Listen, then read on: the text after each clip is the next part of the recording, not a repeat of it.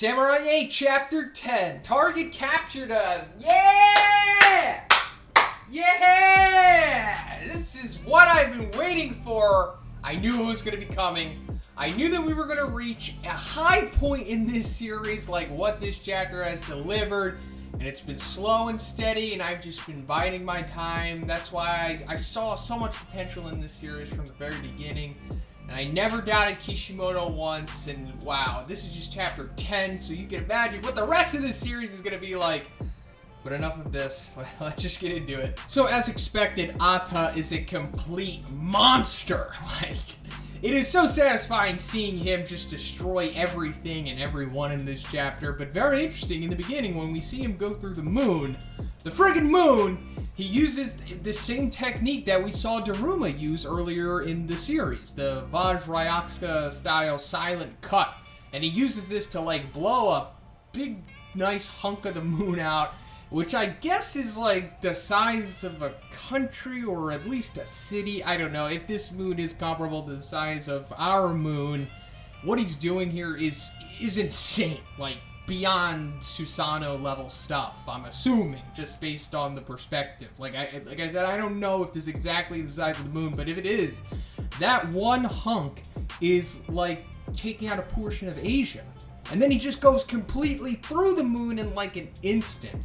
And we'll talk about how friggin' fast Atta is in this chapter. So it's possible that Atta learned this technique from Yasha, or one of the disciples of Yasha, or from somebody else, or maybe he's like the evil disciple of Yasha, or like the evil disciple of somebody else, or maybe he's just like an eclectic master. You know the way that Garo is in One Punch Man, like he goes all around, learns everybody's techniques, and then just adds it to his own repertoire. But then also, he's just totally confronting the Guardians, the planet's Guardians that were introduced in Chapter 6. And as I suspected, this whole big spaceship, hawk-looking thing is in fact Mujin's holder, or at least a portion of it is his holder. This is insane, and it's referred to as a Yokozuna grade holder, which I guess is like, you know, like one of the highest, if not the highest tier of holders in this universe, maybe. And Mujin uses this, just a portion of the holder, to create like a big, gigantic suit of armor around him. Like, oh, wow, this is insane. We didn't know that the samurais could do this. I mean, we saw Daruma and Ronin use just the little holder that they had and make a suit of armor on them. That's cool and all, but this is like perfect Susanoo level stuff in space. Wow, this is incredible. When I saw this, I was just like jaw dropped. I was like, wow. But then, for some reason, Atta knows who Mujin is. So Mujin is apparently famous in the galaxy or the universe because not only does Atta know about him, but so does Daruma. And he also goes by the moniker of Immortal, and that's evidently not so true, as we're going to find out later on. So I expected it, I'm sure you all did too, that we're going to see this epic fight between Perfect Susanoo, you know, Mujin versus Atta, and this is going to be legendary. But nope, this is just a complete wash. Atta destroys not only Mujin in his Garuda Heaven Perfect Susanoo Yokozuna grade keyholder mode, but he destroys everyone else on the holder. He kills all of them. Like, if you see the perspective of the damage and the desolation that is left in the wake of him, everyone is dead. All of those locker balls are all of the people that he has killed here. Like the round table that I've been calling the Gotai 13, just the Guardian round table here, they're all dead now.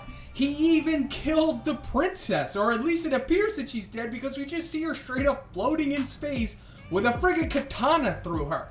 So Princess Sahime, she's dead. Mujin's dead. Everyone's dead, and it all happened in like seconds, it appears. Oh my gosh, is he so ridiculously powerful. Oh, and I also have to point this out because I'm sure you're going to spam the comments with this, but this is just Atta's soul clone. And based off of that, we could assume that this is maybe a fraction of his power. I mean, if that's how it works, it hasn't been really clarified yet, but judging on how clones work in other iterations and in Naruto, this isn't like the full power of Atta. I mean, also because he's not even using his freaking holder here, the dragon and the princess thing that we saw before, and he's not even using the 5 or 6 other souls that he had. But speaking of souls, the sword that he is using here is very interesting. It's different from the other soul swords that we've seen so far.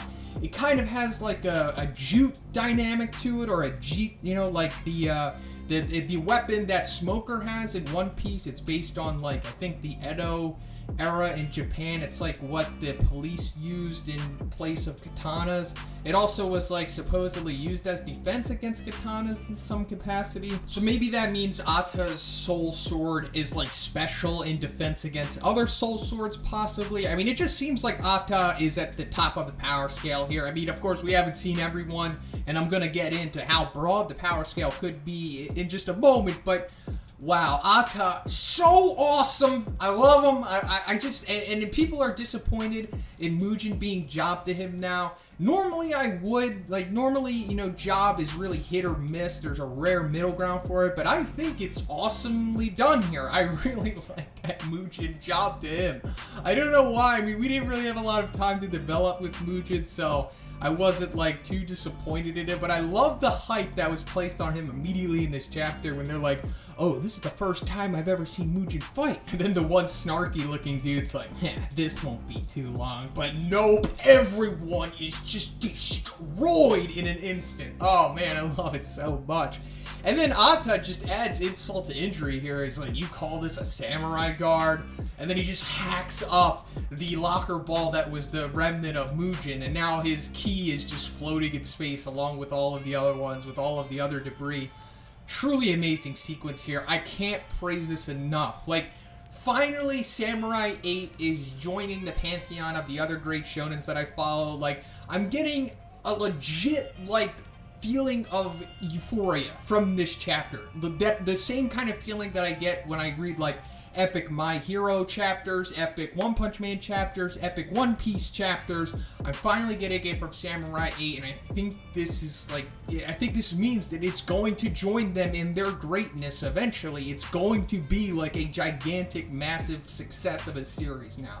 Or at least I hope it is. But before I fly off the handle anymore, let's just go back a little bit to when Daruma reveals that he does know Mugen and has met him before. He actually says that he fought him in a game in front of rulers in the past. So this is interesting. I like that. Maybe this is going to come back into the future of the series. Maybe this game in front of rulers is going to be like a tournament type dynamic that they can add into the series that Hachimaru is going to be a part of, and whoever else is going to join Hachimaru's party besides An.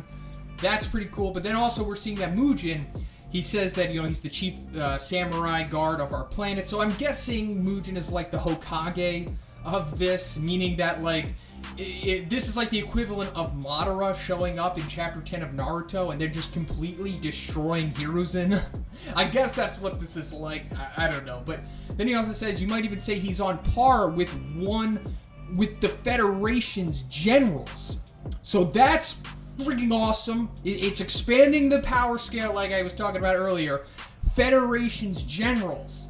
And he's not even sure if he is on par with them. He said you might even say. So there's Federation General level out there. I don't know what this is, Admiral level from One Piece. Who knows? Maybe beyond Hokage level. This is awesome. So there's going to be other super powerful dudes out there that are, you know, be able to compete with Atta. Maybe. I don't know. You know, it's just all hypothetical right now. But I love that they're adding this dynamic and just throwing little crumbs out there at this point. So then we're seeing that Hachimaru's dad has actually made some modifications to himself. The way that he, I guess, made to Hachimaru, possibly. This is like straight out of Cyberpunk 2077's trailer. Like, this is pretty cool how he looks. And I don't think this means he's a samurai. I just think he's like a cyborg because we know that element exists in this world. And based off of what we're finding out about him, you know, at the end of this chapter, him being a doctor, I'm assuming that he maybe specializes in cybernetic stuff and he did all of this stuff to himself. And as most of us expected, he put some kind of GPS in Hachimaru and he's using that to track him down. So no surprise there. But then we see Atta slam down to Earth after just casually busting the whole entire friggin' samurai guard of this planet. And then he uses like some holder type stuff to create like this satellite dish parabolic antenna type device to where he could target exactly where he's going.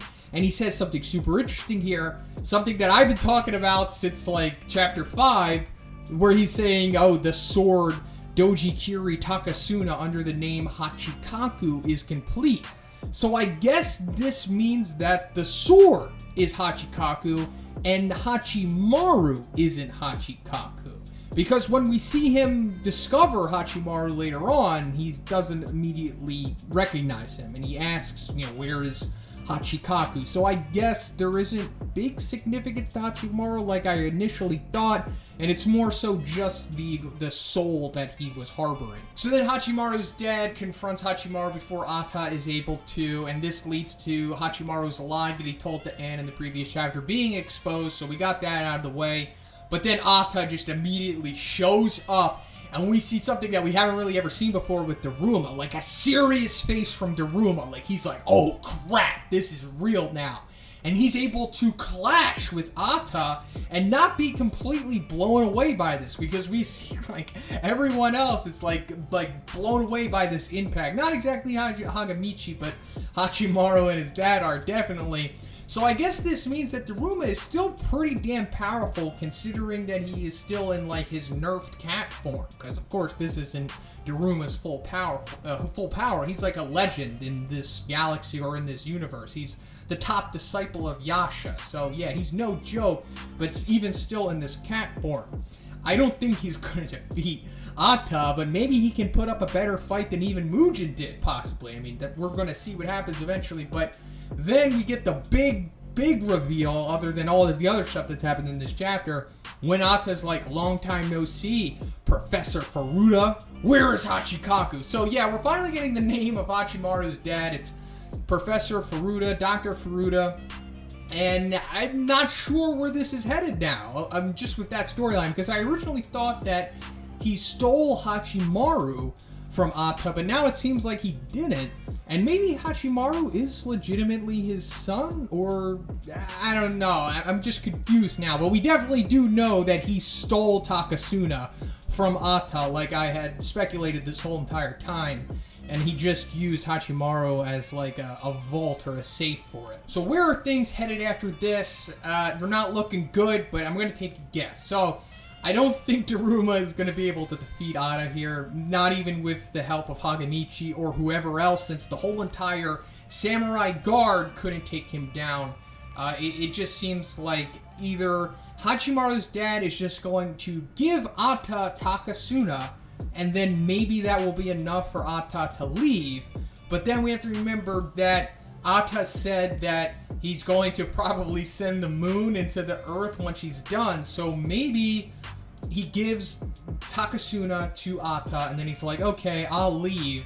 But then after he leaves, he just straight up sends the moon into the earth to destroy it, or this planet. I don't know if it's Earth.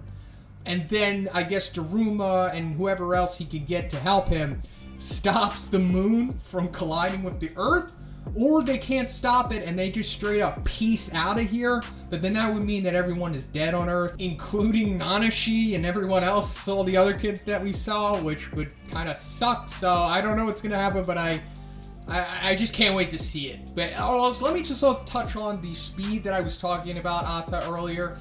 So in the beginning of this chapter, when Hachimaru is with Anne and we see him feeling remorse for lying to her, we see in the background the impact that Ata had made on the moon. So that means in the span of time that it took for Hachimaru to return back to Daruma, Ata had completely destroyed the entire Guardian, the Samurai Guardians, and then was able to come back down to Earth and find him all within that time span. So friggin' insane, but that's pretty much it for the chapter, guys. I loved this one, if you couldn't tell by now. Let me know what you thought about this. I hope you loved it too. I hope you have more faith in this series from this point on. And if you liked the video, please give it a like. I also have a Patreon. Gives you access to a weekly Q&A video. And if you haven't already, please subscribe as well. Have a great day. I'll see you in the next one.